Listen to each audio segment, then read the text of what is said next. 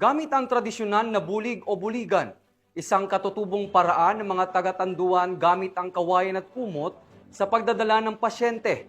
Kapit-bisig ang mga miyembro ng Special Action Force upang maitawid ang isang lalaking may sakit patungo sa health center ng lugar upang mabigyan ng atensyong medikal.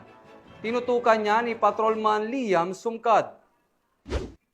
Ipinamalas ng mga tauhan ng 111th Special Action Company, 11th Special Action Battalion, Special Action Force ang diwa ng tunay na serbisyo matapos silang tumulong sa pagligtas at paghatid ng tulong medikal sa isang residente ng Tanudan. Ayon sa ulat, agad na rumisponde ang mga tropa upang tulungan si Pastor Kalading na nakararanas ng matinding pananakit ng ulo, likod at pagsusuka. Si PSMS Philip Kidding na nagsilbing medic ng grupo ay nagbigay ng paunang lunas bago isinagawa ang transportasyon ng pasyente patungo sa Tanudan Rural Health Unit 1 sa Mabaka, Tanudan, gamit ang tradisyonal na bulig o buligan.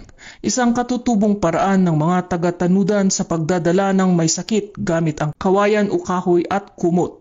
Matagumpay na naihatid ang pasyente sa pasilidad. Sa pagdating nila, agad na tinanggap ni Dr. Glenda Banawag ang pasyente at nagbigay ng gamutan na may paunang diagnosis ng matinding urinary tract infection o UTI. Ang mabilis na aksyon at koordinasyon ng mga tauhan ng 111th SAC ay patunay ng kanilang dedikasyon sa serbisyong publiko at malasakit sa kapwa, isang ehemplo ng tunay na diwa ng pagsisilbi at bayanihan.